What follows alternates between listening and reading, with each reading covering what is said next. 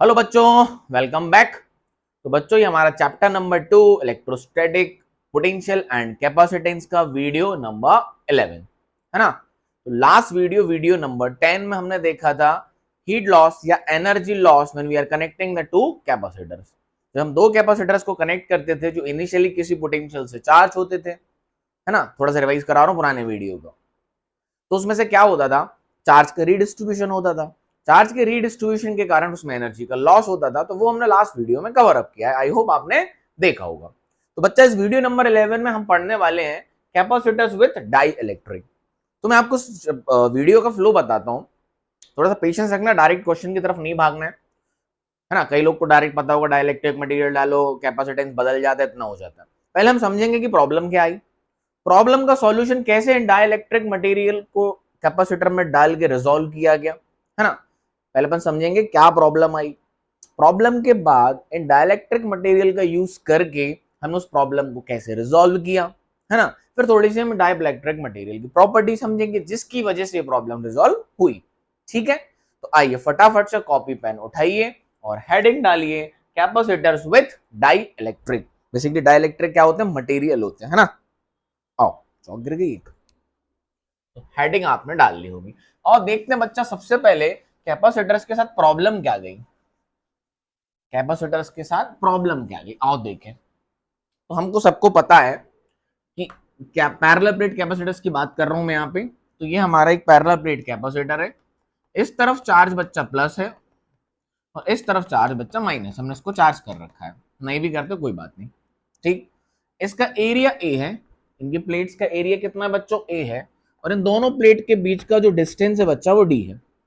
दोनों कैपेसिटर की जो प्लेट का एरिया है वो कितना ए है और डिस्टेंस कितना है डी। तो बच्चा इसका जो कैपेसिटेंस होगा वो कितना होता है, epsilon naught A by D. ये हमने पढ़ रखा है अपने प्रीवियस वीडियोस में। ठीक, और कैपेसिटेंस क्या होता है, charge storing capacity of a capacitor. ठीक, पर यूनिट वोल्ट कितना कैपेसिटर चार्ज स्टोर कर सकता है, वो वही कहलाता है अपना कैपेसिटेंस। तो बच्चों, ये कैपेसिटर हमने बना दिया, एप्सिलॉन नॉट कांस्टेंट होता है, इन प्लेट्स का एरिया ए ले रखा है और डी ले रखा है हमने, है ना। तो इस पर्टिकुलर कॉन्फ़िगरेशन में इसका कुछ ना कुछ कैपेसिटेंस होगा। हमने कैपेसिटर बनाया, उसके प्लेट्स का एरिया ए रहा, उसके बीच का डिस्टेंस, दोनों प्लेट के बीच का डिस्टेंस कितना रखा, डी रखा, तो उसका कैपेसिटेंस एक आ गया। इतनी बात समझ में आई। Now what we have to do, we have to increase this capacitance without changing this configuration, और we can say without changing the shape and size. मुझे ना तो इसका एरिया बदलना है, ना तो मुझे इसका डिस्टेंस बदलना है दोनों प्लेट के बीच का, फिर भी मुझे इसका कैपेसिटेंस बढ़ाना है। तो बच्चा, फॉर्मूला तो कहता है epsilon naught A by D. तो ना तो एरिया को बदलना है, ना तो उनके बीच के डिस्टेंस को बदलना है, तो फिर इस कैपेसिटेंस को बढ़ाएं कैसे, फिर इस कैपेसिटेंस को बढ़ाएं कैसे। आइए और बात करते हैं, मेरी बात को सुनिएगा ध्यान से। ये बेसिकली कैपेसिटेंस का फॉर्मूला हमने ड्राइव किया था। और कैपेसिटेंस क्या कहता है, कैपेसिटेंस कहता है charge stored per unit potential, Q by V. Capacitance इसका कितना होगा, मैंने कहा इस पे चार्ज कितना डाला मैंने, क्यू, और पोटेंशियल कितना है, वी। इस पर्टिकुलर कॉन्फ़िगरेशन से मैंने फॉर एग्जांपल बच्चा यहां पर जो कैपेसिटेंस कैलकुलेट किया वो कर लिया 2 माइक्रोफैरेड। कुछ भी इसका एरिया होगा ए, कुछ इनके बीच का डिस्टेंस होगा डी, सबके वैल्यू सब्स्टिट्यूट करी, है ना। तो मान के चलो अपना जो कैपेसिटेंस आया वो कितना आया, 2 माइक्रोफैरेड। अरे यस और नो, मेरी बात समझ में आई, यस और नो। अच्छा, इसका मतलब क्या है, we can store 2 microfarad of charge, 2 micro charge per unit potential difference. मतलब जो भी क्यू बाय वी का रेशियो होगा, जो भी क्यू बाय वी का रेशियो होगा वो कितना होगा, 2 माइक्रोफैरेड। जो भी क्यू बाय वी का रेशियो होगा वो कितना होगा, 2 माइक्रोफैरेड। समझते जाओ, थोड़ा सा पेशेंस रखो, और आपको इन सबसे आता हो सब ठीक है तो आप वीडियो को फॉरवर्ड करें और क्वेश्चंस देखें। ठीक, मैं आपको प्रॉब्लम समझा रहा हूं फिर उसका सॉल्यूशन, ऐसे समझने में मजा आएगा। अब बच्चा क्या होता है, इन दोनों प्लेट के बीच का जो पोटेंशियल डिफरेंस होता है वो एक हद तक हम इसको लेके जा सकते हैं। क्यों, जैसे जैसे आप इस पे चार्ज डालोगे प्लस क्यू, वैसे वैसे इस पे चार्ज बढ़ता जाएगा माइनस क्यू, और इन दोनों के बीच का पोटेंशियल डिफरेंस बढ़ता जाएगा। पोटेंशियल डिफरेंस बढ़ते बढ़ते बच्चा चार्ज का फ्लो हो जाएगा इस प्लेट से उस प्लेट, जो कि हमें करवाना नहीं है, और इनके बीच में जो इलेक्ट्रोस्टैटिक फोर्स ऑफ अट्रैक्शन है वो भी बढ़ता जाएगा। तो इस पोटेंशियल की भी एक सीमा है कि इस पोटेंशियल को भी एक वैल्यू तक रखना है। मेरी बातें समझ आ रही हैं आपको? ठीक है, तो आप जैसे जैसे चार्ज बढ़ाते गए तो पोटेंशियल बढ़ता गया, जैसे जैसे चार्ज उस पर डालते गए तो पोटेंशियल बढ़ता गया। तो पोटेंशियल को भी एक हद तक रखना है। क्यों? अगर ज्यादा पोटेंशियल बढ़ जाएगा तो नेगेटिव चार्जेस पे फ्लो कर जाएंगे। समझ आ रही है मेरी बात? आप अपन क्या कर सकते हैं और समझो। फॉर एग्जाम्पल मैं कहता हूं आपसे कि मैंने इस पर चार्ज डाला 2 कूलम का, और जो पोटेंशियल मैक्सिमम डिफरेंस हमें लेके जाना है 1 का लेके जाना है, तो 2/1 ये कितना आ गया 2। मेरी बात समझ में आई? देखते चलो, फील कर लोगे थोड़ी देर में। अब मैंने कहा मैंने इस पर चार्ज कितना डाला 4, और पोटेंशियल डिफरेंस कितने का हो गया 2 का, तो भी कैपेसिटेंस कितना आया 2। बट ये बेटा पोटेंशियल डिफरेंस 2 लेके नहीं जाना है, मैं आपसे कह रहा हूं 1 तक लेके जाना है। क्योंकि बीच का जो पोटेंशियल डिफरेंस कि जो हम क्राइटेरिया रख रहे हैं वो इससे ज्यादा जाना नहीं चाहिए, नहीं तो फोर्स ऑफ अट्रैक्शन बढ़ जाएगा, इसकी वजह से प्लेट भी डैमेज हो सकती है ना। क्राइटेरिया पे डिजाइन कर रखा है ना। तो मैंने कहा इस पर जब 4 डालो तो ये 1 नहीं, ये भी कितना 1 से ज्यादा नहीं जाना चाहिए, तो फिर तो कैपेसिटेंस बढ़ जाएगा ना। मैंने कहा आपने डाल दिया कितना 4, और पोटेंशियल कितना पहुंचा 1, तो ये कितना हो गया 4। तो देखो पोटेंशियल का क्राइटेरिया भी अपन ने 1 मैच कर लिया और कैपेसिटेंस बढ़ गया। आई होप आपको समझ में आया होगा। तो बच्चा मैं आपसे क्या कह रहा हूं, मैं ये कह रहा हूं कि epsilon naught A by D से तो मैंने इस कैपेसिटर को बना लिया जिसका कैपेसिटेंस कितना हो गया 2 माइक्रो फैरेड। ठीक, अगर मैं क्या करूं, चार्ज बढ़ाते जाऊं और पोटेंशियल डिफरेंस कम करते जाऊं, अगर मैं पोटेंशियल डिफरेंस को कम कर दूं तो कैपेसिटेंस क्या हो जाएगा, बढ़ जाएगा। मतलब चार्ज कैरिंग कैपेसिटी क्या हो जाएगी, बढ़ जाएगी। मेरी बात समझ में आई? मैंने कहा अब मैंने इस पर जो चार्ज डाला वो 2 माइक्रो कूलम का डाला, और चार्ज सिर्फ कितना पहुंचा 0.5, पोटेंशियल डिफरेंस कितना पहुंचा 0.5, तो ये कितना आ गया 4, बढ़ गया ना कैपेसिटेंस। समझ में आई मेरी बात? तो बेसिकली अगर हम पोटेंशियल इसके बीच का पोटेंशियल डिफरेंस कम कर दें सेम चार्ज पे, तो हम और ज्यादा चार्ज इस पे स्टोर कर सकते हैं। मेरी बात समझ में आई आपको? क्लियरिटी हुई? तो ये मैं आपको समझाना चाह रहा था कि अगर बच्चा इसकी चार्ज कैरिंग कैपेसिटी जो है उसको मुझे बढ़ाना है, मतलब मुझे इसका कैपेसिटेंस बढ़ाना है, तो कैपेसिटेंस बढ़ाने के लिए हम क्या कर सकते हैं, इनकी प्लेट का जो पोटेंशियल डिफरेंस पहुंच रहा था क्यू चार्ज पे उसको कम कर दिया जाए, तो अब हम इस पे और चार्ज डाल सकते हैं वहां तक का पोटेंशियल डिफरेंस ले जाने पे। आई होप आपको बात समझ में आ गई होगी। तो पोटेंशियल डिफरेंस क्या कहता है? पोटेंशियल डिफरेंस आपने पढ़ा होगा, potential difference between the 2 points. यहीं से हमने इसका डेरिवेशन किया था, इसका क्या होता था माइनस ई डॉट डी। थोड़ा सा टाइम ले रहा हूं चीजों को समझाने के लिए, डायरेक्ट क्वेश्चन पे मत भागना, कॉन्सेप्ट समझ आना चाहिए। मैंने कहा potential difference between the 2 plates कितना होगा, माइनस ई डॉट डी। अगर मुझे पोटेंशियल अब जैसे इस पे चार्ज डालोगे तो इस तरफ इलेक्ट्रिक फील्ड सेटअप हो जाएगी। मैंने कहा इसकी चार्ज डेंसिटी कितनी है, सिग्मा, तो इसके अंदर जो इलेक्ट्रिक फील्ड होती है कितनी होती है, सिग्मा बाय एप्सिलॉन नॉट, आपको याद होगा। इसकी वजह से सिग्मा बाय 2 एप्सिलॉन नॉट, इसकी वजह से भी सिग्मा बाय 2 एप्सिलॉन नॉट, तो टोटल कितनी हो जाती थी, sigma by epsilon not electric field. अब मैं आपसे कह रहा हूं कि अगर मैं इसके अंदर एक ऐसा मटेरियल डाल दूं, इसके अंदर एक ऐसा मटेरियल डाल दूं कि जब क्यू चार्ज डाला था तो इलेक्ट्रिक फील्ड थी E1। अब मैंने क्या किया, इसके अंदर एक ऐसा मटेरियल डाला जिसकी वजह से क्यू चार्ज डालने पे इसके अंदर जो इलेक्ट्रिक फील्ड की वैल्यू आई वो कम हो गई। मैंने अब जो इलेक्ट्रिक फील्ड की वैल्यू हो गई वो कितनी हो गई, E2। कितनी हो गई, E2। समझ में आया? यस और no? Where E2 is less than E1, तो इलेक्ट्रिक फील्ड कम हो गई, तो पोटेंशियल डिफरेंस कम हो गया। समझ आया? मैंने क्या किया, दोनों प्लेट्स के बीच में एक ऐसा मटेरियल इंसर्ट किया जिसकी वजह से जब आपने उस पर क्यू चार्ज डाला, उस क्यू चार्ज डालने से पहले जो इलेक्ट्रिक फील्ड आ रही थी, और जब इस पे इंसर्ट कर दिया आपने कोई डाइलेक्ट्रिक मटेरियल, तो नेट इलेक्ट्रिक फील्ड जो रही वो पहले वाले से कम हो गई। तो सोचो बेटा, जब ये जो इलेक्ट्रिक फील्ड पहले थी अब वो क्या हो गई, डाइलेक्ट्रिक मटेरियल डालने की वजह से कम हो गई। समझना, पहले जो इलेक्ट्रिक फील्ड थी उसकी वजह से पोटेंशियल डिफरेंस कितना था, लेट अस से डेल्टा V1, ये E1। अब नया पोटेंशियल डिफरेंस कितना आ गया, जैसे डाइलेक्ट्रिक इंसर्ट किया, माइनस E2 डॉट डी। अब ये जो E2 है ये E1 से क्या है, कम है, तो ये जो पोटेंशियल डिफरेंस हुआ डेल्टा V2 ये किससे, डेल्टा V1 से लेस हो गया। जब पोटेंशियल डिफरेंस कम हो गया, जब पोटेंशियल डिफरेंस कम हो गया तो कैपेसिटेंस बढ़ गया। अब हम और ज्यादा चार्ज स्टोर कर सकते हैं। समझ में आया? सेम कॉन्फ़िगरेशन पे। अब ये करेंगे कैसे? ये जो मैंने मटेरियल इंसर्ट किया है ना, यही डाइलेक्ट्रिक मटेरियल है। ये जो मैंने प्रॉब्लम समझ आ गई। अब मैंने कम से कम 10 मिनट तो आपको प्रॉब्लम समझाई होगी। 5 से 10 मिनट की प्रॉब्लम क्या थी कि सेम कॉन्फ़िगरेशन पे कैपेसिटेंस बढ़ाना है।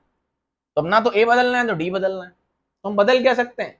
ये कहानी समझ आई? तो इसको डालने से देखेंगे कि कितने टाइम्स कैपेसिटेंस बढ़ जाता है और समझते हैं। अब अपन चलते हैं किस पे? अब समझते हैं डाइलेक्ट्रिक मटेरियल। कौन से मटेरियल? डाइलेक्ट्रिक। ये करेंगे क्या? आओ, dielectric material external electric field. Dielectric, अब थोड़ा सा इसका इंट्रोडक्शन, बस फिर सीधे डेरिवेशन और questions. Dielectric material basically insulator का ही दूसरा नाम है। जो डाइलेक्ट्रिक मटेरियल है ये कौन होते हैं? इंसुलेटर होते हैं। मतलब इनके पास no free electrons, free electrons नहीं होते इनके पास। जो ये डाइलेक्ट्रिक मटेरियल होते हैं बच्चा, ये क्या होते हैं? इंसुलेटर होते हैं। क्या होते हैं? इंसुलेटर होते हैं। ठीक है, बेसिकली इंसुलेटर का ही दूसरा नाम है डाइलेक्ट्रिक मटेरियल, ऐसा समझ लो। अब इनसे हमारा काम कैसे बनेगा? तो ध्यान से सुनो बच्चा, जो ये डाइलेक्ट्रिक मटेरियल होते हैं, मैं कहता हूं ये रहा डाइलेक्ट्रिक मटेरियल के मॉलिक्यूल्स की बात करते हैं। मटेरियल किसी ना किसी मॉलिक्यूल से बना होगा। तो ये जो डाइलेक्ट्रिक मटेरियल होते हैं, इनके मॉलिक्यूल्स दो टाइप के होते हैं। कितने टाइप के होते हैं? दो टाइप के। समझना डाइलेक्ट्रिक मटेरियल क्या है। इस तरीके से रैंडमली अरेंज होते हैं, इस तरीके से, इस तरीके से minus plus minus plus minus plus minus plus minus plus. देखना मजा आएगा, ध्यान से सुनना। और इस तरीके से भी होते हैं,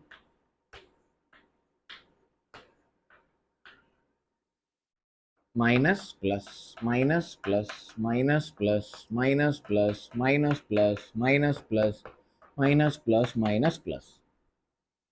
ये जो बच्चा मॉलिक्यूलर स्ट्रक्चर है जिसपे माइनस और प्लस, मॉलिक्यूल में माइनस इलेक्ट्रॉन्स भी होंगे, प्रोटॉन्स भी होंगे, तो जिनके माइनस और जो प्लस हैं, इनके जो सेंटर होते हैं, है ना, माइनस और प्लस का जो सेंटर होगा वो कुछ डिस्टेंस से सेपरेट होता है इनसे। The center of a minus charge and plus charge, this is suppose a center of a minus charge, this is suppose a concentric center of a plus charge, they are separated by some distance d। इनके बीच में कोई distance होता है d। फिर से समझे, ये अपना कौन है? मॉलिक्यूल है। इस मॉलिक्यूल में ये माइनस का सेंटर है और ये प्लस का सेंटर है। तो इनका जो माइनस और प्लस का सेंटर होता है, इनके ये कुछ डी डिस्टेंस से सेपरेट किया होता है। ऐसे मॉलिक्यूल्स को हम बोलते हैं, डाइलेक्ट्रिक मटेरियल के ऐसे मॉलिक्यूल्स को हम बोलते हैं पोलर मॉलिक्यूल्स। क्या बोलते हैं? Polar molecules. ध्यान से समझना, थोड़ा सा टाइम लगेगा, पेशेंस। और इसमें क्या है, जो प्लस है और जो माइनस है, उनका जो सेंटर है वो कोइंसाइड करता है। ये दोनों मटेरियल सेम है, ये डाइलेक्ट्रिक है, ये भी डाइलेक्ट्रिक है, वो भी डाइलेक्ट्रिक है, बट इनका जो कॉन्फ़िगरेशन होता है मॉलिक्यूल का वो थोड़ा अलग अलग है। इसके कॉन्फ़िगरेशन में मॉलिक्यूल का नेगेटिव और पॉजिटिव का जो सेंटर है वो कोइंसाइड नहीं करता, they are separated by some distance, let us say D. ऐसे मॉलिक्यूल्स को हम बोलते हैं पोलर मॉलिक्यूल्स। और वहीं डाइलेक्ट्रिक में ऐसा भी नोमेनक्लेचर होता है मॉलिक्यूल्स का, जिसके नेगेटिव और पॉजिटिव का जो सेंटर होता है वो क्या करता है? कोइंसाइड करता है। क्या करता है? कोइंसाइड। और ऐसो को हम बोलते हैं नॉन पोलर मॉलिक्यूल। अब इतनी बात समझो बस। अब इसके बाद समझ आएगा कि हमारा हेल्प कैसे करेंगे। तो dielectric material basically are insulator, it does not have free electrons. Basically, they are having two types of molecules. One is polar molecules, one is non-polar molecules. Polar molecules वो होते हैं जिसमें नेगेटिव और positive molecules से separated by some distance, और non polar वो होते हैं जिसमें पॉजिटिव और नेगेटिव का सेंटर कोइंसाइड करता है। ठीक है, बात डन है? अब सुनो, आओ, डन है, इतना नोट कर लो। हाँ, अब बच्चा जब इस डाइलेक्ट्रिक मटेरियल को हम एक्सटर्नल इलेक्ट्रिक फील्ड में रखते हैं, तो आप देखो इसका मॉलिक्यूल क्या करेगा, ध्यान से देखना। बस यही समझ आ गया, फिर वहां चल के डेरिवेशन है। आओ, मैंने कहा ये पोलर ले लिया पहले, किसकी बात कर रहा हूं, पोलर की, ठीक। तो जैसे डाइलेक्ट्रिक मटेरियल पोलर वाला आपने एक्सटर्नल इलेक्ट्रिक फील्ड में रखा, क्या रखा, एक्सटर्नल इलेक्ट्रिक फील्ड में, तो देखिए इसका अरेंजमेंट कैसा हो जाएगा। They will align, they will align parallel to the electric field, और इनका जो डाइपोल मूवमेंट बनेगा it will be parallel to the electric field, plus minus.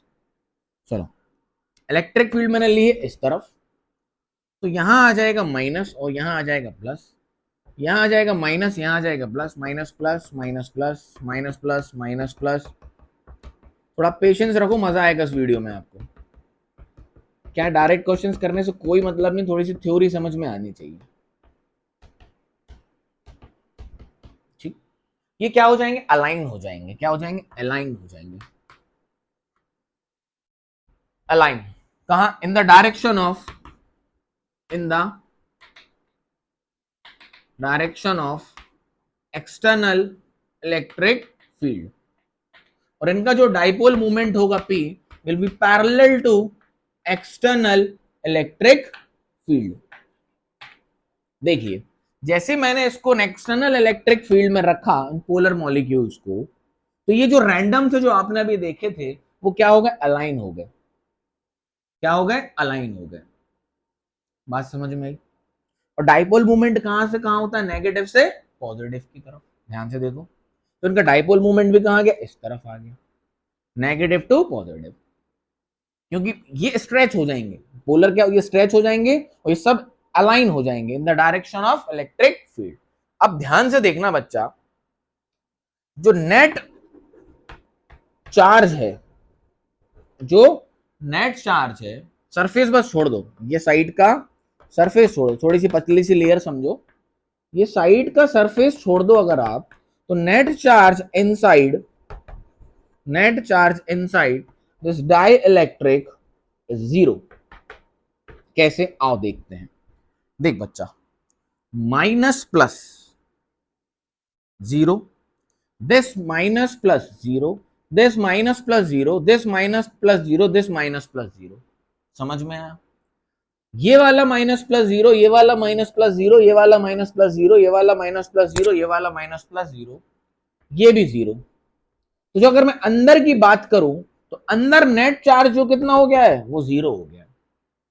लेकिन अगर हम सरफेस की बात करें, किसकी बात करें, सरफेस की, ध्यान से समझना, सरफेस की, इस सरफेस पे एक नेगेटिव चार्ज एक्यूमुलेट हो गया। देखो ध्यान से, नेगेटिव नेगेटिव यहां बना देता हूं, इस सरफेस पे क्या एक्यूमुलेट हो गया है, नेगेटिव चार्ज, और इस वाले सरफेस पे क्या एक्यूमुलेट हो गया है, पॉजिटिव चार्ज। ध्यान से देखना, सरफेस प्रॉपर्टी आ गई, अंदर वाले नेट चार्ज तो जीरो हो गया, इस वाले सरफेस पे नेगेटिव चार्ज अक्यूमुलेट हो गया, और इस वाले सरफेस पे पॉजिटिव चार्ज अक्यूमुलेट हो गया। क्या बात समझ में, कुछ ना कुछ चार्ज इसके सरफेस पे आ गए, और नेट अंदर कितना है, जीरो। तो अगर मैं इसका डायग्राम यहां अलग से बना के दिखाऊं आपको, देखो, जैसे इसको एक्सटर्नल इलेक्ट्रिक फील्ड में रखा तो क्या हुआ, यहां पर जो चार्ज आ गया वो क्या आ गया, नेगेटिव।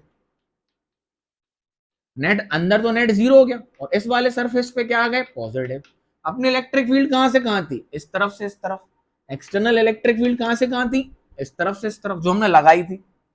और ये जो चार्ज एक्यूमुलेट हुए इस डाइलेक्ट्रिक मटेरियल के सरफेस पे, इनकी वजह से एक इलेक्ट्रिक फील्ड अंदर आ गई इस तरफ। देखो ध्यान से, पॉजिटिव से नेगेटिव की तरफ। समझ आया, पॉजिटिव से कहां होती, बाहर, और नेगेटिव से कहां होती, अंदर। ये आइडिया। तो मैंने कहा जो इलेक्ट्रिक फील्ड हमने लगाई थी वो कितनी थी, ई, और जो इसकी वजह से डेवलप हो गई वो कितनी हो गई, ई डैश। वो कितनी हो गई, ई डैश। तो जो नेट इलेक्ट्रिक फील्ड इसके अंदर बची बच्चा, वो कितनी हो गई, E minus E dash. Feel हुआ आपको, how it has been done, समझ में आया। एंड इसी प्रोसेस को हम कहते हैं पोलराइजेशन।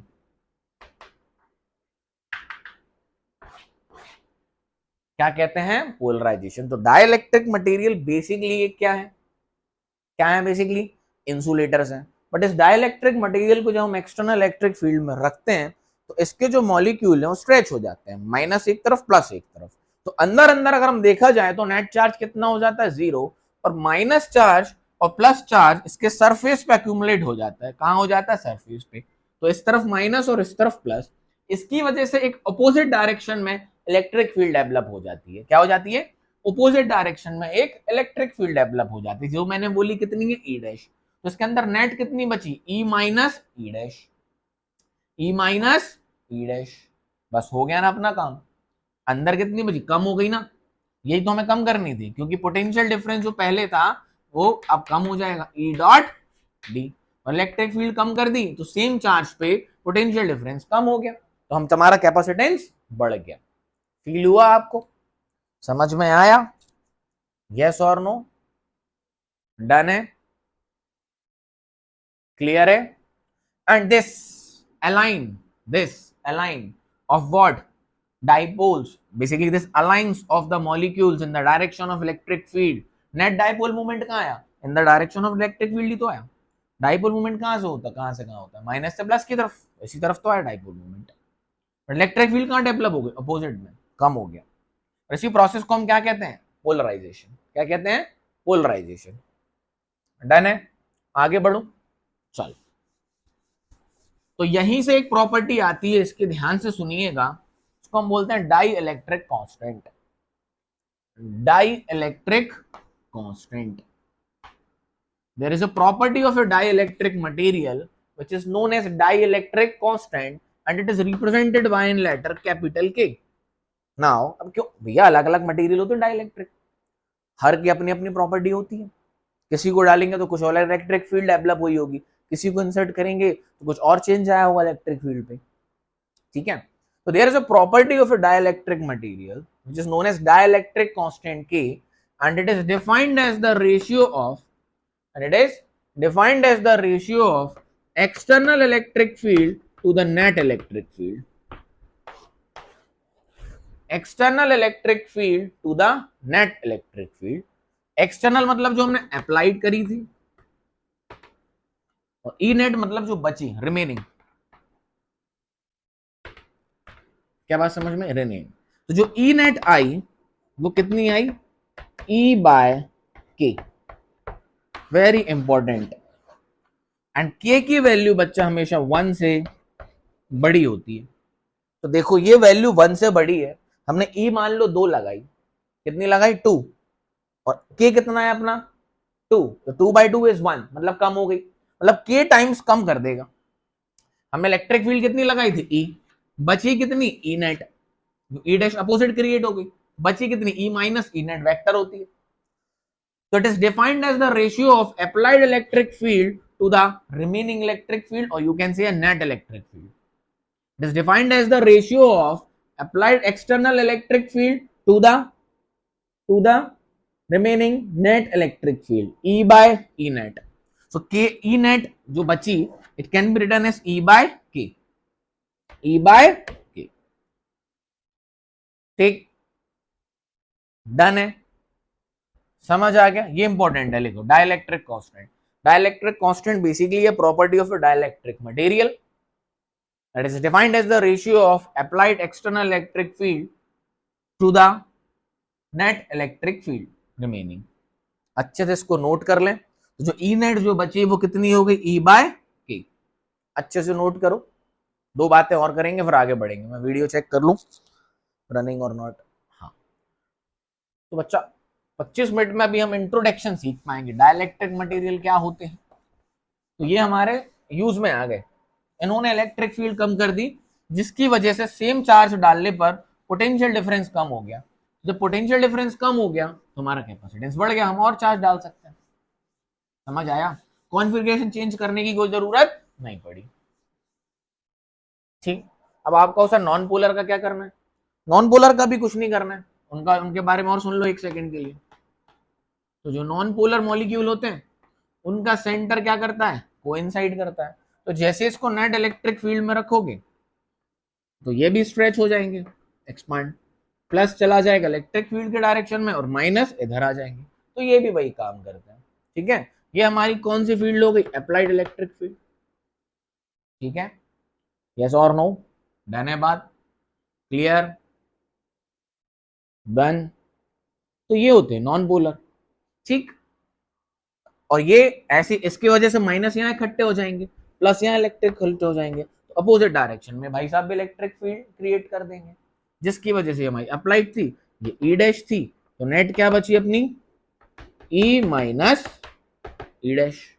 ठीक, तो अब अपन को इतना याद रखना है कि कोई भी डाइलेक्ट्रिक मटेरियल है जिसका डाइलेक्ट्रिक कांस्टेंट कितना है, के है, डाइलेक्ट्रिक कांस्टेंट कितना है, के है, तो वो जो अंदर इलेक्ट्रिक फील्ड होती है उसको के टाइम्स कम कर देता है। क्या कर देता है, कम टाइम के कम, उसकी वजह से कैपेसिटेंस बढ़ जाता है। ठीक, आओ अब इसको हम इंसर्ट करते हैं हमारे कैपेसिटर में, तो हेडिंग अब मजा आएगा समझने में कि बेटा डाई इलेक्ट्रिक इंसर्ट करने से क्या होता है। तो आइए समझते हैं। तो ये हमारा कैपेसिटर है, थोड़ा सी लाइन सीधी बनाते हैं, टेढ़ा से टेढ़ा दिख रहा है। अब तो बस फटाफट काम है, छोटा सा डेरिवेशन, उसी में वैल्यू रखते जाना है। तो बेटा ये हमारा कैपेसिटर है जिसकी प्लेट्स का एरिया ए है, जिनके बीच का डिस्टेंस डी है। ये हमारा कैपेसिटर है, इसका कैपेसिटेंस कितना है, epsilon naught A by D, epsilon naught A by D. अब मैंने कहा मैंने इसमें डाइलेक्ट्रिक मटेरियल इंसर्ट किया, और यहां पर चार्ज कैसे थे, प्लस, और इस वाली फील्ड, इस वाली पे कितने कैसे थे, माइनस, कनेक्ट कर रखा है। तो जो हमारी एक्सटर्नल इलेक्ट्रिक फील्ड थी वो कितनी थी, ई, जो कि इस तरफ है। ठीक, इनिशियली इनिशियली तो इनिशियली है ना, इसके अंदर जो इलेक्ट्रिक फील्ड थी वो थी ई, इसकी वैल्यू कितनी थी, इसकी सरफेस चार्ज डेंसिटी कितनी है बच्चा, सिग्मा, तो इलेक्ट्रिक फील्ड कितनी थी, सिग्मा बाय एप्सिलॉन नॉट। ये सब पता होना चाहिए तभी नया डेरिवेशन आएगा। जब ये डाइलेक्ट्रिक मटेरियल नहीं था, उसको अच्छे से बना देता हूं, पूरा इंसर्ट नहीं कर रहा हूं, पूरे के लिए डायरेक्ट वैल्यू रख के करवाऊंगा। मैंने कहा मैंने टी थिकनेस का डाइलेक्ट्रिक मटेरियल इसमें इंसर्ट किया। टोटल थिकनेस कितनी है, डी, टोटल डिस्टेंस कितना है, डी, बट मैंने टी थिकनेस का एक डाइलेक्ट्रिक मटेरियल जिसका डाइलेक्ट्रिक कांस्टेंट कितना है, के, इसको मैंने इसके अंदर इंसर्ट किया। तो जब इसके अंदर इंसर्ट नहीं किया था तो इलेक्ट्रिक फील्ड की वैल्यू कितनी थी, सिग्मा बाय एप्सिलॉन नॉट। ये आपको पता होगी, पहले वाले वीडियोस में कर चुके हैं जब हमने इसका डेरिवेशन कर रखा था।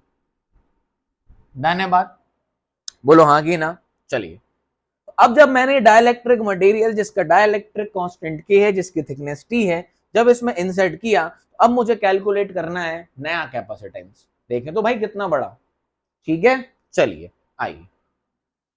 तो मैंने कहा कैपेसिटेंस निकालना है, तो कैपेसिटेंस तो कहता है Q बाई वी, चार्ज इस पर हमने कितना डाल रखा है, Q divided by V, Q by V। तो बेसिकली हमें वैल्यू निकालनी इसकी, क्योंकि Q क्या होता है, सरफेस चार्ज डेंसिटी कितनी होती है, बोलो, sigma, charge per unit area. तो Q की वैल्यू तो हो गई सिग्मा इंटू ए, सिग्मा इंटू ए। अब मेरा मोटिव है कि अब पोटेंशियल डिफरेंस निकालना है, तो देखते चलो फटाफट अपन काम कर रहे हैं। अब मैं इस प्लेट से इस प्लेट का पोटेंशियल डिफरेंस लिखूंगा, तो potential difference V is equals to क्या होता है, E डॉट डी, पता है ना पोटेंशियल डिफरेंस कितना होता है, E डॉट डी। तो यहां से यहां का पोटेंशियल डिफरेंस लिखना है। तो ध्यान से समझो, ये डेरिवेशन वैसे ही का वैसे ही है जब हमने कैपेसिटर का कैपेसिटेंस निकाला था, वीडियो नंबर 6 या 7 की बात है। तो कितना आया था, epsilon naught A by D. अब भाई ये चीज बढ़ चुकी है, ये वैल्यू बढ़ चुकी है, इसमें कुछ और ऐड होगा। तो जब मैंने इसमें डाइलेक्ट्रिक मटेरियल इंसर्ट किया जिसका डाइलेक्ट्रिक कांस्टेंट कितना है, के, और जिसकी थिकनेस कितनी है, टी, अब मुझे इसका क्या निकालना है, नया कैपेसिटेंस। अच्छा बस, तो potential difference between the two plates is E dot D. तो लिखते हैं V इक्वल्स टू, अब ध्यान से सुनना, इसके अंदर इलेक्ट्रिक फील्ड बदल चुकी है, इसके अंदर इलेक्ट्रिक फील्ड बदल चुकी है, कितनी, हमने अप्लाई कितनी करी थी, E, और जब के कांस्टेंट का जो हमने ये डाला इसमें डाइलेक्ट्रिक मटेरियल, तो इसके अंदर की जो इलेक्ट्रिक फील्ड बची वो कितनी बची, वो बची बेटा E net is E by K. Feel हुआ, यही पढ़ा है अभी हमने। यही पढ़ा है हमने यहाँ पे, क्या पढ़ा है, यही, क्या बोलो, कि जो हमारी नेट इलेक्ट्रिक फील्ड होती है डाइलेक्ट्रिक के अंदर वो कितनी होती है, E बाय के। समझ आ गया, बस। तो पूरा पोटेंशियल डिफरेंस लिखते हैं। तो यहां का डिफरेंस कितना हुआ, मतलब पोटेंशियल कितना हुआ, E बाय के इंटू टी। डिस्टेंस कितना है, E बाय के, इसके अंदर इलेक्ट्रिक फील्ड कितनी हो गई, E बाय के। E अप्लाइड थी, ये स्पेन सेट कर दिया, तो इसके अंदर इलेक्ट्रिक फील्ड कितनी हो गई, E बाय के। तो पोटेंशियल डिफरेंस यहाँ का कितना आ गया, E बाय के इंटू टी, प्लस ये डिस्टेंस कितना बचा, ये बचा D minus T, D minus T. और यहाँ इलेक्ट्रिक फील्ड कुछ नहीं बदलेगी, यहाँ E ही होगी। समझ में आया, plus E into D minus T. I hope आपको फील आया होगा ये मैंने कैसे लिख रखा है। ठीक, ये ब्रॉकेट में साइड में लिख लेना। आइए, तो पोटेंशियल डिफरेंस हो गया अपना V इक्वल्स टू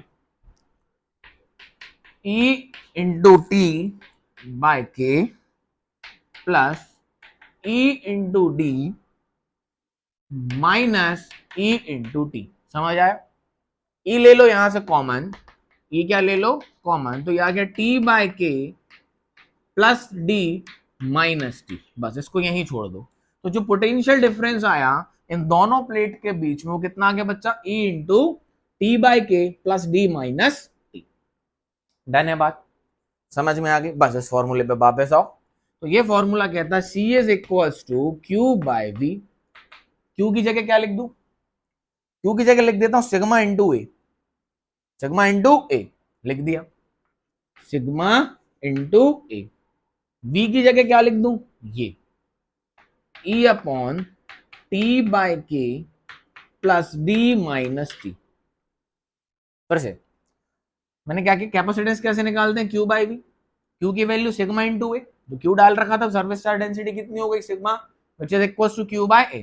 तो क्यू कितना हो गया, sigma into A. Potential difference अब भी निकाला, समझ गए होगे कैसे, इसके अंदर के डाला तो इलेक्ट्रिक फील्ड हो गई ई बाय के, यहाँ तो ई रहेगी, यहाँ डाइलेक्ट्रिक नहीं है, यहाँ नहीं बदलेगी, इसी के अंदर बदलेगी।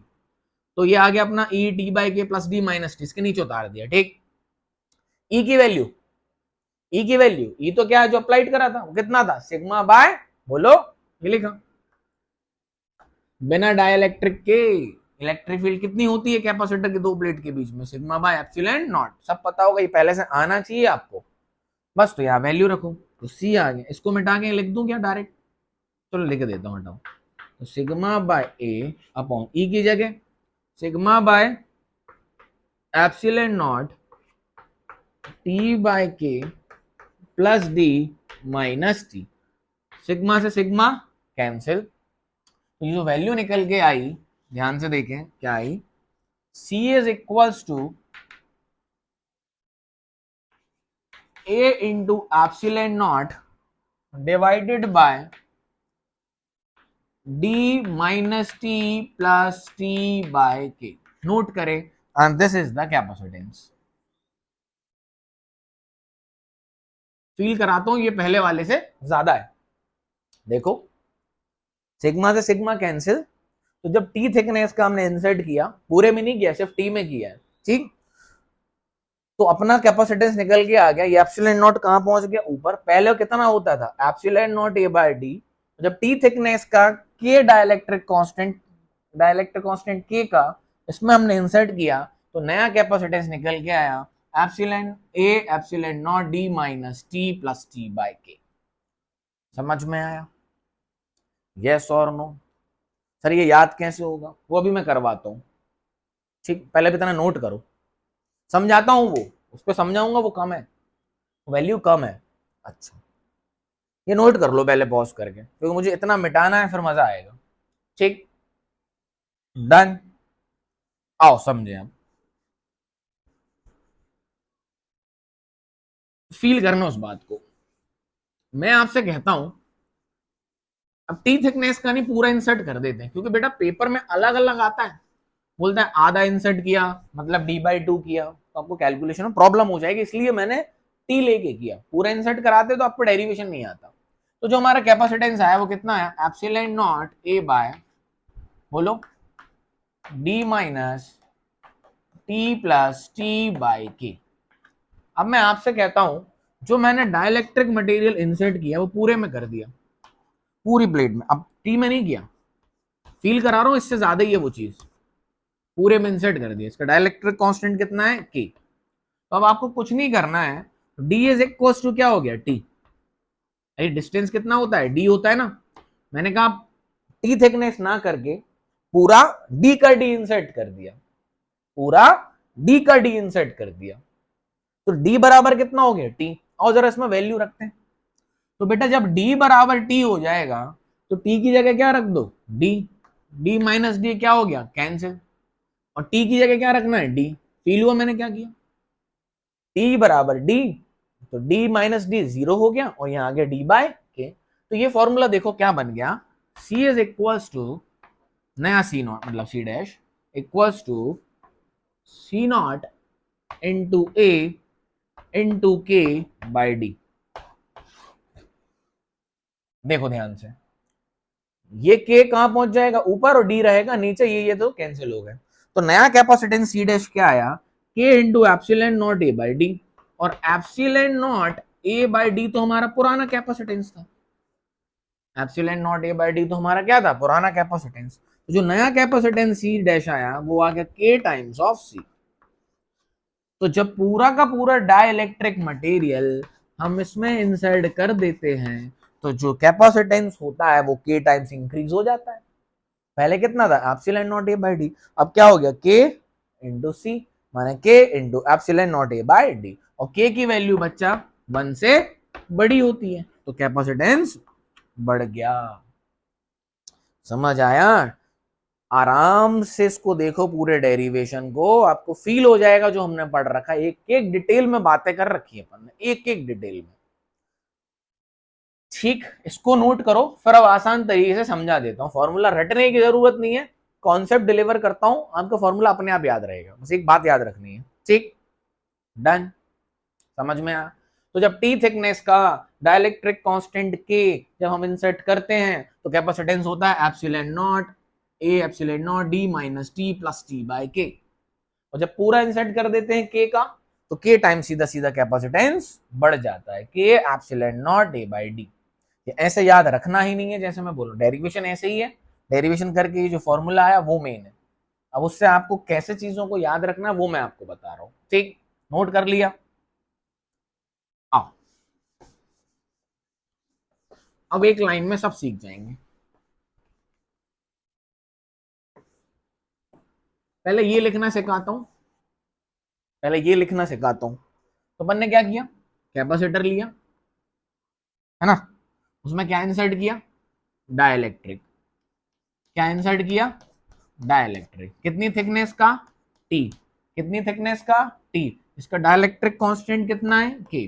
तो आपसे पूछा गया अगर इसका इनिशियली डाइलेक्ट्रिक कांस्टेंट इतना था तो नया बताओ, find its dielectric constant. D दिया हुआ है, डी गिवन है, चार्ज डेंसिटी गिवन है, एरिया गिवन है, सब कुछ गिवन है। बस ये बोला कि डाइलेक्ट्रिक कांस्टेंट के है, ठीक।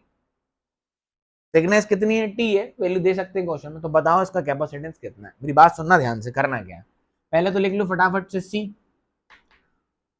अपना कितना होता है, epsilon naught A by D, इसको याद रखना है, बस इसी से सब हो जाएगा।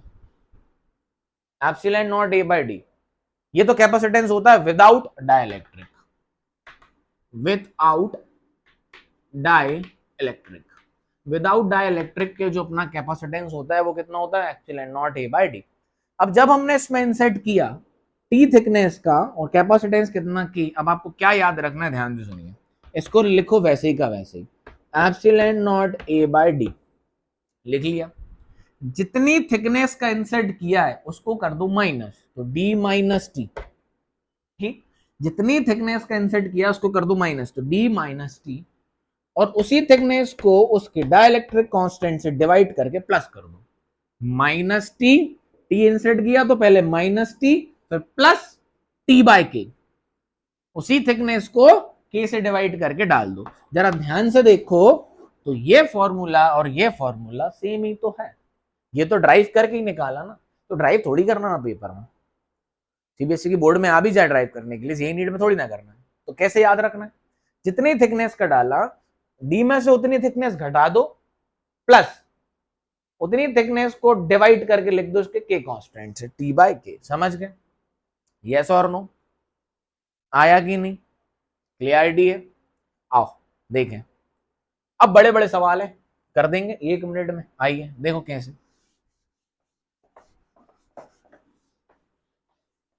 क्वेश्चन दे रहा हूं, समझ गए कैसे लिखना है? अब आप लिख के बताओगे कि मैं क्वेश्चन दे रहा हूं।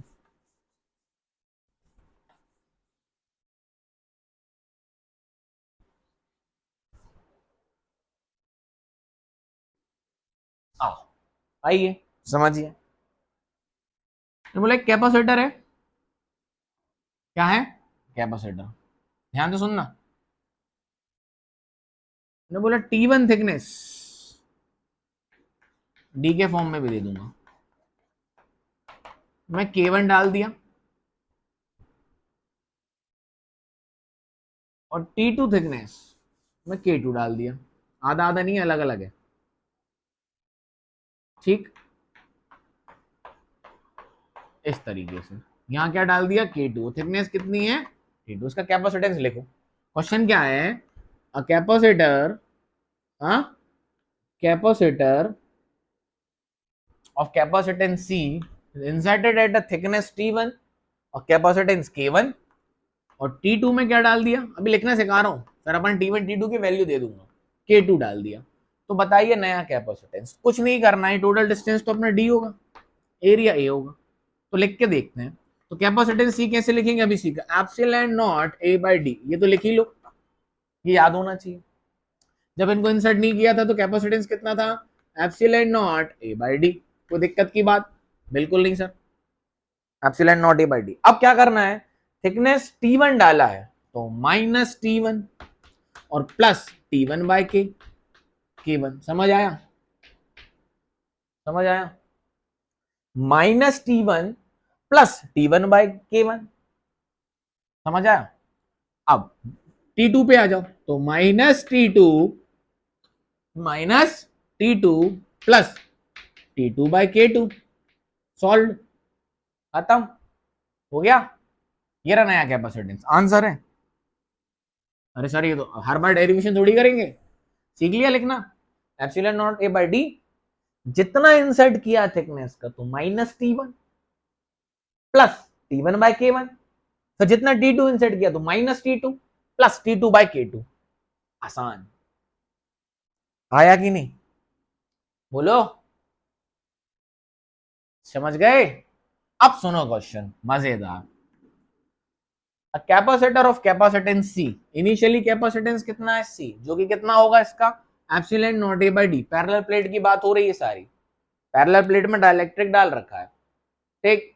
तो पैरेलल प्लेट में जब डाइलेक्ट्रिक डाला, उन्होंने पूछा, उन्होंने बोला D/2 में K1 डाल रखा है और D/2 में K2 डाल रखा है, मतलब T1 की वैल्यू दे दी D/2 और T2 की वैल्यू दे दी D/2, और इसमें क्या डाल रखा है? डाइलेक्ट्रिक कांस्टेंट K1 और इसमें K2। A capacitor whose initial capacitance is C, a capacitor whose initial capacitance is C, inserted by a two dielectric material of dielectric constant K1 and K2 of thickness D/2 and D/2, what is the new capacitance? समझ गए हो कि question? एक capacitor है जिसका capacitance कितना है? जिसका कैपेसिटेंस कितना है? C। अब उसमें हमने दो डाइलेक्ट्रिक मटेरियल डाले, आधी आधी थिकनेस, मतलब आधे आधे डिस्टेंस के, मतलब T1 कितना है? D/2। इस तरीके से यहां कौन है अपना? K1, ठीक? और यहां कौन है अपना? K2। समझ गए? बताइए नया capacitance, K1 K2, total distance कितना होता है? D, ठीक? और ये कितना है? T1 D/2 और T2 भी कितना है? D/2। इनिशियली कैपेसिटेंस C था, जो कि कितना होता है? Epsilon naught A by D। नया कैपेसिटेंस बताना है। एक बार वीडियो चेक कर लूं मैं, कभी कभी बनाते रहते हैं और वीडियो नहीं आता। कर पाओगे? ट्राई करो। कॉन्सेप्ट वही, ये T1 ये T2, क्लियर? चलिए करते हैं। तो नया कैपेसिटेंस लिखते हैं epsilon naught A by D minus cancel किया T1, फिर प्लस करेंगे T1 बाय K1, फिर कैंसिल किया T2 तो माइनस कर देंगे T2, क्या ऐड कर देंगे T2 बाय K। फील हुआ? बोलो। अब T1 और T2 की वैल्यू है, रख लेते हैं। तो C is equals to epsilon naught A by D, epsilon naught A by D. तो D minus D by two, D minus D by two plus T1 की value D by two K1 minus D by two plus D by two K2। अरे आया कि नहीं? बस T1 T2 की value रख दी। ये बोला जाता है ये D बाई थ्री है, क्या D बाई फोर है, ये 3D बाई फोर है, जो भी होगा वैसी वैल्यू रख लेंगे। बोलेंगे 1/3 में इंसर्ट किया K1, रिमेनिंग में K2, तो ये हो गया कितना 1/3, वो रिमेनिंग बाकी बचा। अरे यस और नो, वो बचा 2/3। क्लियर है? तो ऐसा कुछ भी बोला जा सकता है। अब ध्यान से सुनना, माइनस डी बाई टू और माइनस डी बाई टू कितना हो गया माइनस डी बाई टू और माइनस डी बाई टू कितना हो गया डी, और ये क्या है प्लस का डी, ये और ये कट गए, निपट गए। समझ में आया? क्या बचा? C is equals to epsilon naught A by D, ले लो दोनों से कॉमन, डी बाई टू ले लो कॉमन, क्या बचा 1/K1 प्लस 1/K2। समझ आया मैंने क्या किया? सॉल्व कर रहा हूं मैथ से, बस कुछ नहीं है। देखो epsilon naught A by D by two, ये तो कट गए, ये दोनों जुड़ के डी बना, डी कट गया, D by two K1 plus D by two K2, तो डी बाई टू मैंने ले लिया कॉमन, बस सॉल्व कर लो। तो सी की वैल्यू आ गई 2 epsilon naught A by D, 2 को फेंक दिया अपन ने ऊपर, और नीचे आ गया K1 plus K2 upon K1 into K2। LCM ले लो, समझ रहे हो? तो ये बन गया K1 into K2 upon K1 plus K2 into epsilon naught A by D. ध्यान से देखना जरा, सही किया है, गलत तो नहीं है। K1 plus K2 divided by K1 into K2, 2 नीचे है तो 2 K1 K2, K2 K1 K2 कहां पहुंच गया ऊपर अपॉन K1 प्लस K2। अरे फील हुआ? अब ध्यान दो, क्या दो ध्यान। सर जब से ध्यान ही तो दे रहे हो, बोले जा रहे हो, बस समझाए जा रहे हो, क्या पता क्या चल रहा है। अच्छा टॉपिक है। Epsilon naught A by D क्या था? पुराना कैपेसिटेंस, जब ये खाली था इसमें कुछ नहीं डाला था। कैपेसिटेंस कितना था? Epsilon naught A by D, इसको हमने मान रखा था C। तो C dash is equals to 2K1 K2 upon K1 plus K2 into C। तो कितने टाइम्स नया कैपेसिटेंस बढ़ गया? ऐसे ऑप्शन होते हैं, कितने टाइम्स बढ़ गया? 2 into K1 K2 upon K1 plus K2 times बढ़ गया कैपेसिटेंस। समझ आया? नोट करो, बहुत बढ़िया क्वेश्चन था। अब K1 K2 की वैल्यू दी होगी, रख देना। बोला होगा K1 is 2, K2 is 3, कितने टाइम्स कैपेसिटेंस बढ़ जाएगा। तो पहले सॉल्व करना ऐसे, आखिरी में रखना वैल्यू। बहुत चीजें बताता जाऊंगा, बीच में ध्यान से सुनना। अगर इसमें कभी K1 और K2 की वैल्यू दी होती, डिस्टेंस बोला होता half half, thickness half half, वो तो हमने कर लिया। और K1 की वैल्यू बोल रखी है कि 2 है, और K2 की वैल्यू कितनी बोल रखी है 3 है। यूनिट लेस है क्योंकि इलेक्ट्रिक फील्ड का रेशियो होता है। तो बोला होगा नया कैपेसिटेंस कितने टाइम्स बढ़ जाएगा। समझ में आया? अरे यस और नो, कुछ नहीं करना है, पहले ऐसे ही सॉल्व करना है जो अपन ने किया, इसके बाद आप रख लो वैल्यू। तो रख देते हैं 2 into 3 divided by 2 plus 3 is 5। समझ आया? 3 2 6, 12/5 इंटू C। और कितने टाइम्स? तो 12/5 इंटू C माइनस C, इतने टाइम्स बढ़ गया। मतलब नया कैपेसिटेंस कितना हो गया? 12/5 ऑफ इनिशियल। समझ आ गया? फील हो गया? बोलो। बाकी K1 K2 के फॉर्म में हो तो ऐसे सॉल्व करना है। डन है? समझ आया? यहां से एक और क्वेश्चन दे रहा हूं इसी पे, ध्यान से सोचो। उन्होंने पूछा व्हाट इज द के इक्विवेलेंट, व्हाट इज द के इक्विवेलेंट, इसी क्वेश्चन में पूछा व्हाट इज द, इतना कर लिया, उन्होंने पूछा व्हाट, नया कैपेसिटेंस कितना है निकाल लिया, 2k1k2 upon k1 plus k2 into सी, इस केस में ठीक, तो पूछा व्हाट इज द के इक्विवेलेंट। आगे बढ़ते हैं, इसी क्वेश्चन को आगे बढ़ाते हैं, सब क्वेश्चन में ऐसे ही करना है, यही प्रोसीजर फॉलो करना है और अलग से कुछ भी नहीं करना है।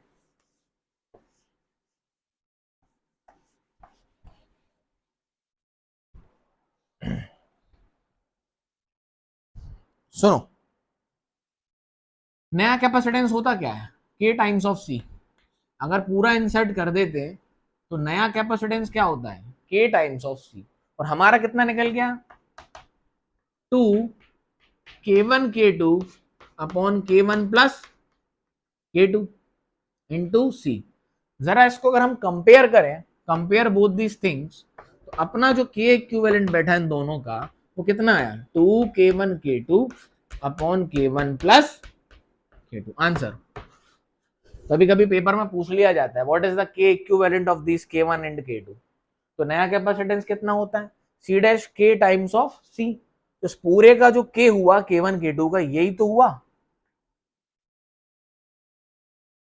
फील हुआ आपको, नया कैपेसिटेंस तो ये था जो कि हमने निकाल दिया, उन्होंने के इक्विवेलेंट पूछा, ये और ये चीज एक ही तो है, अगर पूरा के इंसर्ट करते तो इतना आता, हमने अलग अलग इंसर्ट किया, यहाँ इतने में k1 और इतने में k2, इसका के इक्विवेलेंट कितना बना, अगर इसका के इक्विवेलेंट मिल जाता हमें तो डायरेक्ट उसमें रख देते हैं।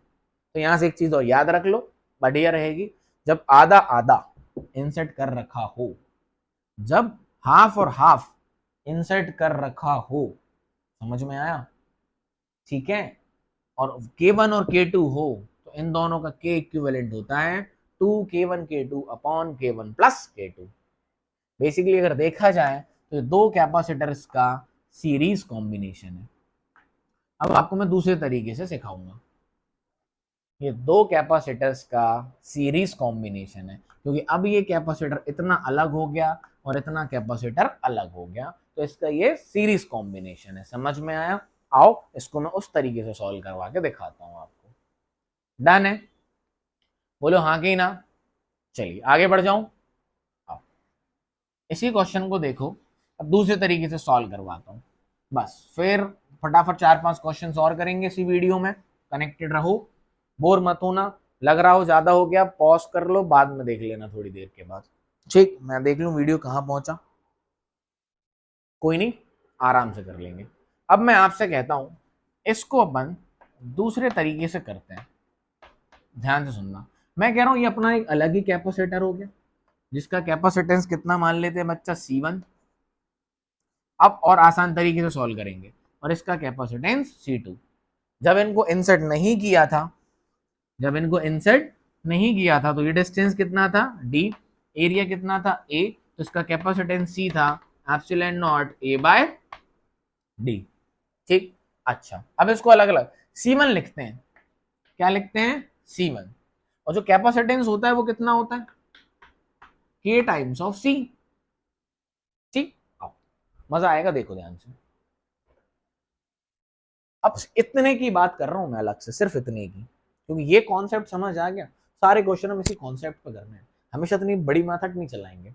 इसको देखो, ये कौन है C1, C1 लिखते हैं C1, आओ इसका कैपेसिटेंस लिखते हैं एप्सिलॉन नॉट, एरिया तो इसका भी d है, पूरी प्लेट पे इंसर्ट किया, एरिया कितना है E, ये कितना है d बाय 2, और इस पूरे में कितना इंसर्ट है k1, तो मल्टीप्लाई कर दो k1, समझ आया, तो C1 निकल के कितना आ गया 2k1 epsilon naught a by d, feel हुआ, फील हुआ, देखो इसको पूरे को एक मान लो, इसकी थिकनेस कितनी हो गई d बाई 2, आप कैपेसिटेंस क्या होता है epsilon naught a by d, तो d तो घट गया, d की जगह कितना हो गया d बाई 2 लिख दिया, epsilon naught a d by 2, और कैपेसिटेंस जब डाइलेक्ट्रिक इंसर्ट करते हैं तो क्या होता है k इंटू सी, तो सी तो ये लिख दिया epsilon naught a upon d by 2, insert कितना है k1, तो k1 का क्या कर दिया मल्टीप्लाई, फील हुआ, डन है, ऐसे C2 लिख देते हैं। आओ, C2 कितना हो जाएगा, C2 भी same 2K2 epsilon naught A by D। Epsilon naught A by D क्या है, C, पुराना कैपेसिटेंस। तो ये हो गया आपका 2K1C और ये हो गया 2K2C। 2K1C वो हो गया 2K2C, खत्म। ये कैसे हैं, सीरीज में है। तो सीरीज में C इक्विवेलेंट कितना होता है, 1/C1 प्लस 1/C2 या C1 into C2 upon C1 plus C2। कर लो सॉल्व, C1 इंटू C2, तो 2K1C into 2K2C divided by 2K1C plus 2K2C। Solve कर लो, वही है, कर लो, करो फटाफट। तो 2 कॉमन लेके काट दो, ऊपर कितना कर देते हैं, लो 4K1 K2, अरे भाई आ गया C² डिवाइडेड बाय 2 कॉमन ले लो, C को 2C ले लो कॉमन, K1 प्लस K2, एक C से एक C कैंसिल, 2 से 2 4 गया, तो 2K1 K2 into C divided by K1 plus K2। Best तरीका वही आ गया। कुछ मत करो, इनको अलग अलग कैपेसिटर मान लो, क्या मान लो, अलग अलग कैपेसिटर मान लो, ठीक, और उनका कैपेसिटेंस सॉल्व कर लो। इसका निकाल लो C1, इसका C2, C के फॉर्म में, और ये सीरीज में है तो सीरीज में ऐड कर दो। ये कॉन्सेप्ट अगर दिमाग में घुस गया, अब देखो हम बहुत सारे क्वेश्चंस देख रहे हैं, फटाफट करने हैं, ठीक, चलो आगे बढ़े। आइए, अलग अलग कैपेसिटर बना लो, और सीरीज में हो तो सीरीज में सॉल्व कर दो, पैरेलल में है तो पैरेलल में सॉल्व कर दो, और सॉल्व करने के बाद सी के साथ जो भी वैल्यू आगे आएगी वो आपका के इक्विवेलेंट होगा। समझ आया, वीडियो थोड़ा लेंदी होगा क्योंकि आज हम यहाँ कहानी खत्म करेंगे इस चैप्टर की। धन्यवाद। आइए अब बढ़िया बढ़िया सवाल लो भैया। ये कैपेसिटर था जिसका कैपेसिटेंस कितना था C, तो फिर इसकी वैल्यू कितनी हो गई, epsilon naught A by D, क्योंकि डिस्टेंस कितना है D, एरिया कितना है प्लेट का A। चलो क्वेश्चन फटाफट, इसमें दो डायलेक्ट्रिक इंसर्ट करें, अपर हाफ में हाफ,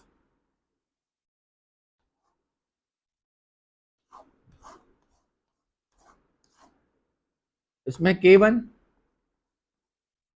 और लोअर हाफ में K2।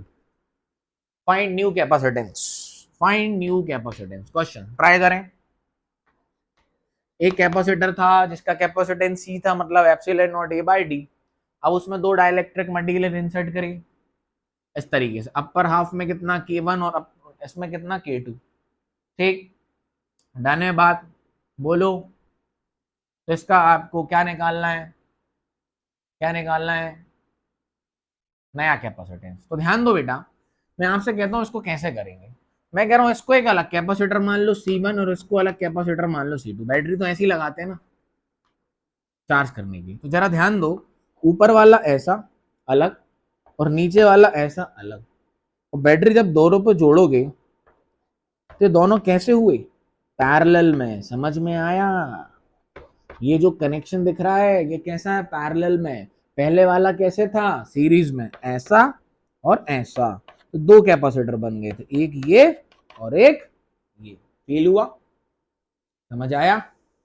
ये कैसे कैपेसिटर हो गए, पैरेलल में। डन है बात। आइए अलग अलग इनका C1 C2 निकालते हैं, C1 C2 निकालते हैं और पैरेलल में सॉल्व कर देंगे। पहले वाले का C1 देखिए, epsilon naught A by 2 by D। समझ आया, ये इसका एरिया आधा हो गया है, ये कैपेसिटर यहां से अलग है। अब ये एरिया कितना है A/2, तो ये भी कितना है A/2, लेकिन दोनों का डिस्टेंस कितना है, वो तो D है, ये तो D है ना थिकनेस। तो C1 हो गया, और कितना इंसर्ट किया है K1, तो C1 अपना निकल के आ गया K1/2 एप्सिलॉन नॉट A/D, मतलब C1 निकल के आ गया K1/2 C, क्योंकि एप्सिलॉन नॉट A/D तो अपना पुराना कैपेसिटेंस था।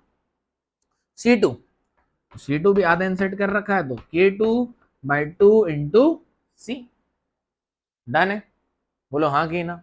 दोनों कैसे हैं, सीरीज में, तो C इक्विवेलेंट होता है C1 प्लस C2, तो K1 into C/2 plus K2 into C/2।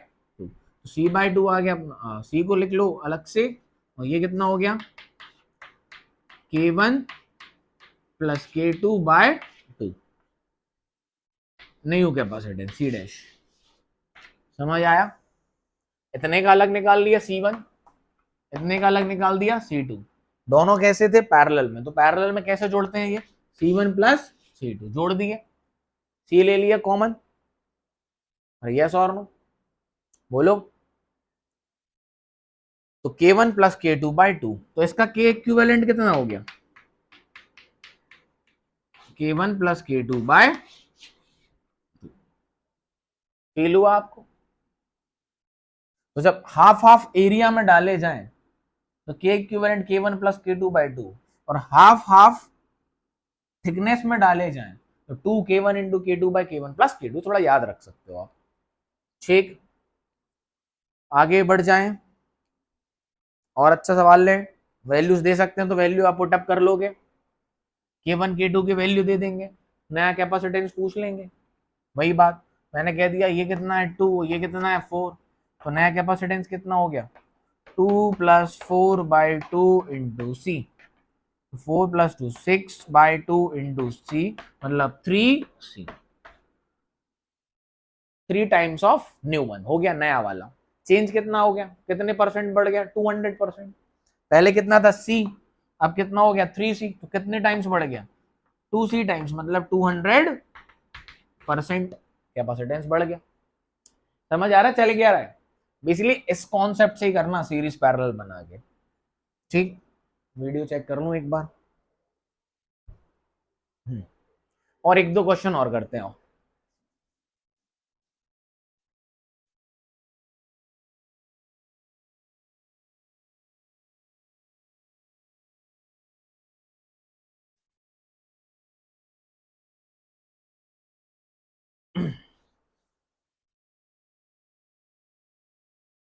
ध्यान से देखो,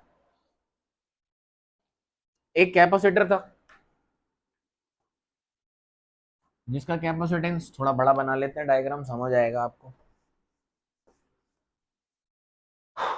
बेटा वन शॉट रहता है, अगर कहीं की कोई गलती हो गई तो मैं कट पेस्ट कुछ करता नहीं हूँ, तो थोड़ा सा कैलकुलेशन में देख लेना, कॉन्सेप्ट में कोई गलती नहीं है। इस तरीके से इसमें 3 कैपेसिटर डाले गए, एक कैपेसिटर था, उसका कैपेसिटेंस कितना होगा epsilon naught A by D, parallel plate capacitor के बारे में ही पढ़ रहे हैं सब, तो कैपेसिटेंस कितना हो गया epsilon naught A by D. इसमें इस तरीके से 3 डाइलेक्ट्रिक मटेरियल डाले, ध्यान से सुनना, एक तो हो गया ये डिंग डिंग डिंग डिंग डिंग डिंग, दूसरा हो गया ये, ठीक, और तीसरा हो गया ये, इसका डाइलेक्ट्रिक कांस्टेंट K1, इसका K2, इसका K3। फाइंड म्यू कैपेसिटेंस, ये जो डिस्टेंस है ये D/2 है, गिवन है आपको क्वेश्चन में, ये भी D/2 है, और ये A/2 है, और ये A/2 है। ठीक, कॉन्सेप्ट से ही करना है, कैसे करना है कॉन्सेप्ट से। मैं कह रहा हूं इसको मानो C1, इसको मानो C2, और इसको मानो C3। C1 C2 C3 की वैल्यू निकालिए, ट्राई कर लो, पहले कर लिया, पॉज कर लो। मैंने कहा इसको मानो C1, हो गया होगा आई होप, इसको मानो C2 और इसको मानो C3। अभी अलग अलग 3 कैपेसिटर होगा बेसिकली, इस तरीके से देखो, 1 2 3, और ये जो दो हैं वो कैसे हैं सीरीज में, और इसके साथ कैसे हैं पैरेलल में। बेसिकली ये कनेक्शन बन चुका है, समझ आया आपको।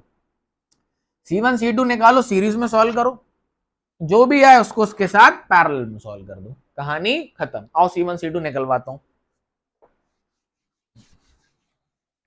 तो पहले निकालते हैं C1, पहले क्या निकालते हैं C1, कितना आएगा, ध्यान से देखो, एरिया A/2, और ये थिकनेस कितनी है, d/2। तो epsilon not a/2 divided by d/2, ये तो लिख लिया हमने capacitance. Epsilon not a/2 divided by d/2, कौन सा डाला है, k1, तो k1 का क्या कर दो, मल्टीप्लाई, पूरे में तो इनसेट है भाई, तो C1 C1 कर लो इसको, C1 कितना आ गया,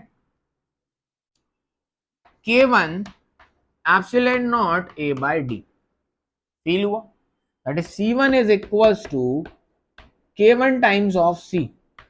अरे इस 2 से ये 2 कैंसिल हो गया, क्योंकि अगर ये a/2 था तो ये भी तो d/2 था, तो बनेगा तो एप्सिलॉन नॉट a/d ना, इस 2 से ये 2 कैंसिल, तो ये बन गया epsilon naught a/d। Epsilon naught a/d क्या था, जब इंसर्ट नहीं किया था वो वाला कैपेसिटेंस, तो C1 हो गया के C।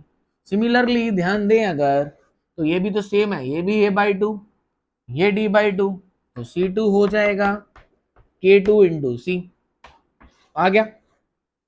अरे इसको भी तो ऐसे लिखोगे, K2 into A epsilon not a/2 d/2, समझ गए होगे। C3 निकालते हैं, आइए, तो C3 के लिए क्या करना पड़ेगा, मल्टीप्लाई किसका, K3 का, एप्सिलॉन नॉट a/2, यहां d/2 नहीं होगा, ये पूरा d है, समझे, एरिया बस a/2 है, थिकनेस तो पूरी d है भाई साहब, समझे बच्चा ना, बच्चा यहाँ भी d/2 कर लेता है, तो K3 एप्सिलॉन नॉट a/2/d, तो C3 अपना निकल के आ गया, इसको नीचे ले लो, तो ये हो गया K3/2 इंटू सी, समझ आ गया, एप्सिलॉन नॉट a/d, तो C बन गया, 2 कहाँ आ गया इसके नीचे, K3/2। अब C1 C2 और C3 की वैल्यू अपने पास आ चुकी है।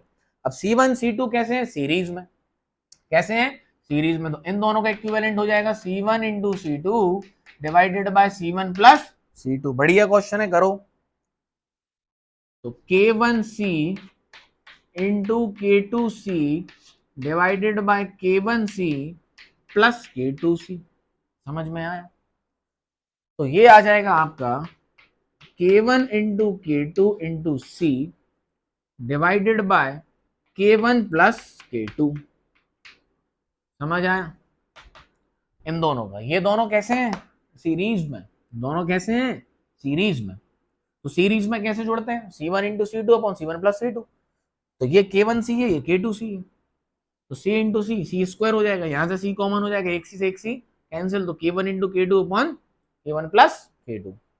अच्छा, तो ये, अब ये जो C1 C2 का इक्विवेलेंट आया अपना ऐसे, और ये नीचे वाले के साथ कैसा है, पैरेलल में, देखो पोटेंशियल सेम होगा इस पे और इस पे, ठीक, तो ये जोड़ देंगे, तो जो नया C इक्विवेलेंट बना वो बना C3 प्लस C इक्विवेलेंट इन दोनों का, तो वो आ गया अपना K1 K2 into C upon K1 plus K2, और ये कितना है, K3/2 इंटू C, तो ये आ गया अपना नया कैपेसिटेंस,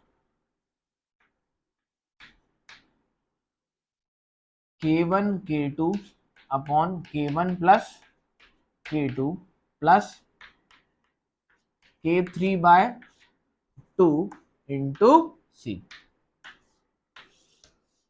ये रहा भाई साहब, समझ आया बच्चों, बढ़िया रहा, दोनों को एडी तो करना, C कॉमन ले लिया, और इसका K इक्विवेलेंट क्या बन गया, ये, ठीक, इस पूरे सर्किट का अगर क्वेश्चन में K इक्विवेलेंट पूछा जाए, जनरली कॉम्पिटिटिव में पूछा जाता है, तो K1 K2 upon K1 plus K2 plus K3/, this is the K equivalent of this complete arrangement।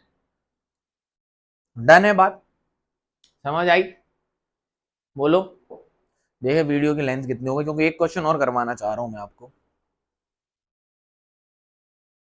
Clarity है, आसान हो गया ना, अब तो प्रैक्टिस करनी है, अलग अलग इनके कैपेसिटेंस लिखो और सीरीज पैरेलल सॉल्व कर दो, समझ में आया, डन है बात, बोलो, कहीं कोई कैलकुलेशन मिस्टेक हो प्लीज चेक कर लियो, कभी कभी गड़बड़ कर देता हूं कैलकुलेशन में, कॉन्सेप्ट तो सही है, क्योंकि अगर मैं मिटा दूं फिर वापस में मैं देख भी नहीं पा रहा हूँ, कोई बच्चा यहाँ बैठा नहीं है कि वो बोल दे कि अरे सर वहां K1 की जगह K2 लिख दिया, क्लास में तो यही होता है ना, लाइव क्लास में, तो ठीक है।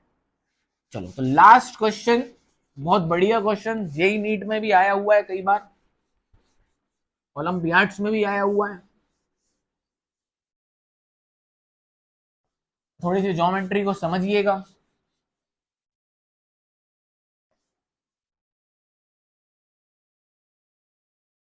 आइए। हम्म।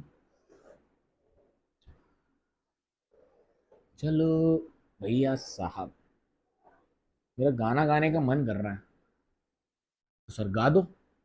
अरे नहीं यार, फिर बच्चे कहने लगे थे सर गाते रहते हैं पढ़ाते हैं नहीं, तो मैंने सोचा पढ़ा ही लेते हैं, गाने का क्या है, गुनगुना लेंगे मन में। हाँ, क्या ही सर फालतू कर रहे, बातें कर रहे हो। बेटा 3D का दिमाग लगाना जरा, है ना, नहीं तो लफड़े हो जाएंगे।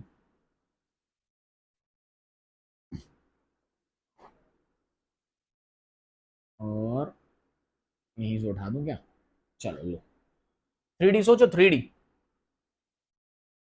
क्या सोचो? 3D। ये एक है, ठीक, ये नेक्स्ट,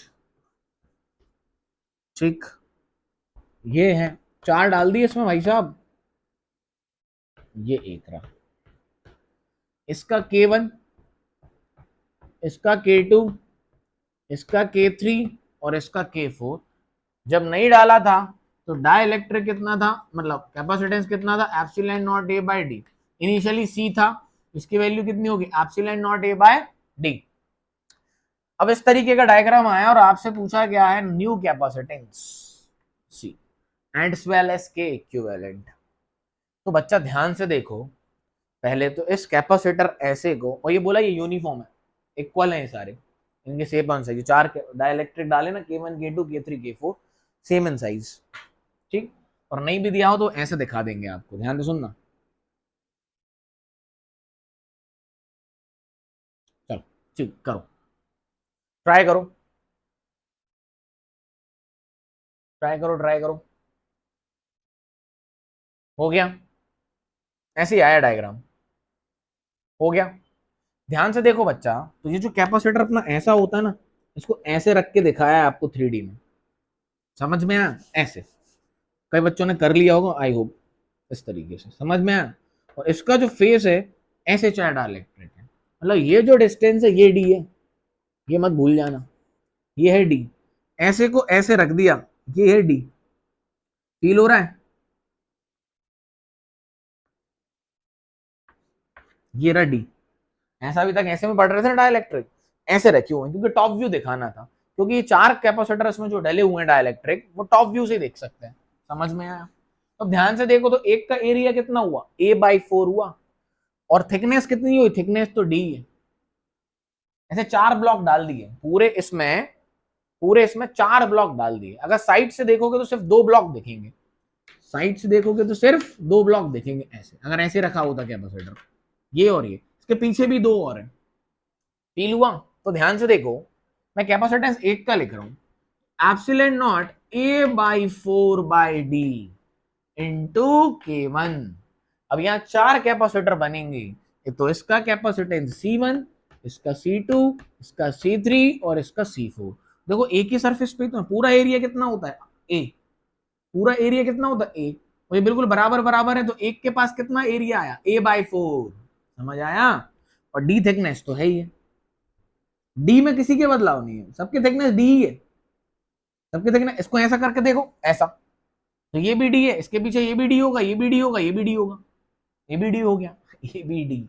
नहीं उसकी बात नहीं कर रहे क्रिकेटर की, समझ आ गया? बोलो हाँ कि ना? एरिया बस A/4 है, बाकी थिकनेस तो डी है, ऐसे चार ब्लॉक भर दिए उसके अंदर। समझ आया? अच्छा, तो सीट, तो ये कितना हो गया, K1/4 एप्सिलॉन नॉट A/D, और एप्सिलॉन नॉट A/D तो कितना था, C, तो C1 हो गया K1/4 इंटू C। समझ आया? अरे बोलो हाँ कि ना? C2 बोलो, C2 हो जाएगा K2/4 इंटू C। C3 बोलो, K3/4 इंटू सी। और बोलो सर क्या बोले, C4 है, K4/4 इंटू सी। सब कैसे हैं, पैरेलल है, सब पैरेलल है बेटा। ये पोटेंशियल देख, यहां जोड़ोगे यहां जोड़ोगे, बैटरी यहीं लगाओगे, क्या बात समझ में है? ऐसे लगा दी बैटरी, ये ले, ऐसे लगी बैटरी, तो जो पोटेंशियल इसको मिलेगा वही इसको मिलेगा, वही इसको मिलेगा, वही इसको मिलेगा। समझ में आया? तो ये तो सीधे सीधे क्या होते हैं, ऐड हो जाते हैं। C4 यहां लिख लेता हूं।